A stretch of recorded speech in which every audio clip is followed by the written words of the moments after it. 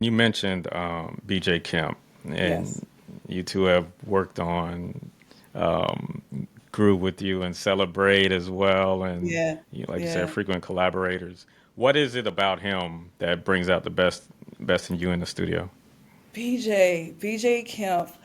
What I adore about BJ Kemp, BJ and I literally we're both from the Bay Area, and we have this running joke that we grew up together and didn't know we were growing up together, which is ironic for us to meet later because he was the drummer for my cousins who was had a gospel quartet. They were called the Anderson Sisters, and he those were my cousins, and he was their drummer. Unbeknownst to me, I had no clue until later on we found out when we found each other out.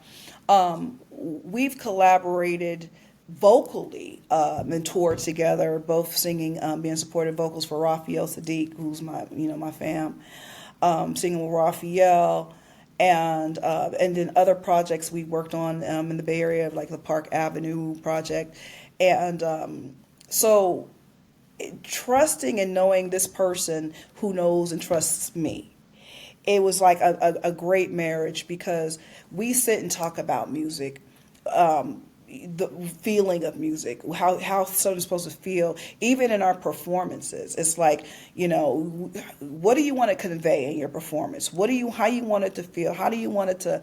And we're always talking about that and have been big fans of just or big advocates when it comes to real soul music and the feeling, because one of the things that we both desire the most is when you hear something, especially nowadays, is it giving me that warm and tingly, where a lot of the records that we adore, when we say throwback, they give you that.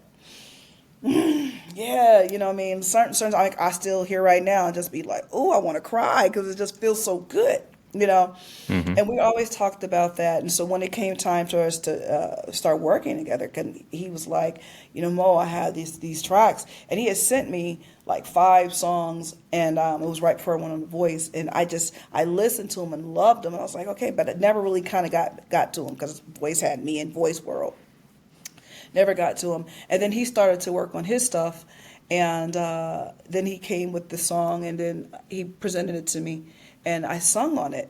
And then after I completed The Voice, I kind of revisited the song because I felt like I wanted something to represent how I felt about being on The Voice, which was Celebrate.